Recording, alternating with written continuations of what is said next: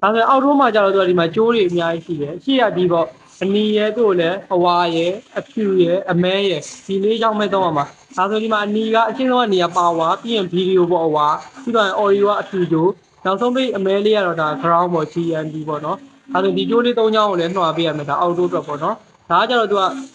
အဲ့ရှိရဧည့်တွေကနှိပ်ရမယ်ဘဲခလုံးလေးဒီကောင်ကကျတော့ကင်မရာပေါ့နော် 3D ကင်မရာလေးဒါကတော့ mic အတန်ပေါ့နော်ဒါ speaker ဖြစ်ပါတယ်အဲဆိုဒါလေးပြန်နှွာလိုက်မယ်မမြင်ရပဲနေမှာဆိုဟုတ်ဒါဆိုရင်ကျွန်တော်တို့ဒါပေါ့နော် adapter ဒါက adapter ရဲ့ကျိုးပေါ့နော် adapter ရဲ့ကျိုးမှာဆိုရင်ကျွန်တော်တို့ကကြည့်လိုက်မယ်ဆိုဒီမှာဒါဆိုရင်သူကစာလေးတွေပဲပါတာအမဲနဲ့ဒါဘိုးတွေပါအဲ့ကျိုးမဟုတ်ဘူးเนาะဒီဘက်ကကျိုးစားဆိုဒီမှာအမဲပေါ့နော်အမဲပေါ်မှာဒီမှာအဖြူစင်းလေးတွေရှိတယ်အမဲပေါ်မှာဒီအဖြူစင်းလေးအဲ့ကောင်ကကြတော့ဒါအနှုတ်ပေါ့နော်အနှုတ်မှာအမဲရောင်မှာတက်ရပါပေါ့နော်ဒါလေးကဒီမှာအမဲပေါ်မှာအဖြူစင်းလေးတွေရှိတယ်အဲ့ကောင်ကအနှုတ်မှာတက်ရမှာမှားလို့တော့မရပါဘူးเนาะဒါဆိုဒီမှာတက်လိုက်မဲရောင်ကျိုးလေးနဲ့ join လိုက်မယ်ဒိုးဖုန်း monitor ကအမဲရောင်ကျိုးလေးနဲ့ဒက်ဘလာကအမဲ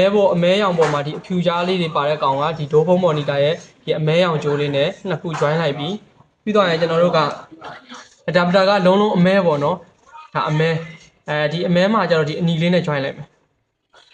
ဆိုရင်အမဲရောင်ကျိုးနဲ့ဒိုးဖုန်း monitor အနီနဲ့ဒီဘက်က adapter ကအမဲရောင်နဲ့အဖြူကြားလေးနဲ့ဆက်ထားတဲ့ဟာကိုကျတော့ဒီမှာဒိုးဖုန်း monitor ရဲ့အမဲကျိုးလေးနဲ့ join လိုက်မယ် join ပြီးသွားရင်ဆိုရင်ကျွန်တော်ဒီ adapter ထိုးလို့ရပါပြီနော်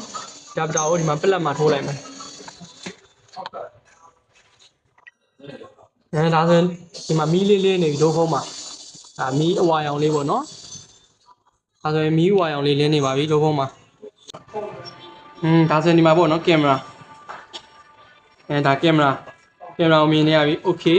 ဒါဆိုရင်ကင်မရာကိုမြင်နေရပြီဆိုဒီဒါဆိုရင်ပြန်ပိတ်လိုက်မယ်နော်ပြန်ပိတ်လိုက်မယ်ဒါဆိုဒီမှာအိမ်ရှိရဧည့်သည်ကဒီဘဲလေးကိုနှိပ်လိုက်မယ်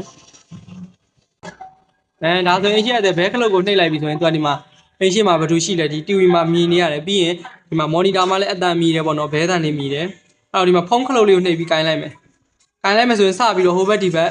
စကားပြောလို့ရပြီပေါ့နော်အထက်ကလူကကြာရုပ်လည်းမြင်ရမယ်အပြင်ကအတန်လည်းကြားရမယ်အပြင်ကလူကတော့အတန်ပဲကြားရမယ်ပေါ့နော်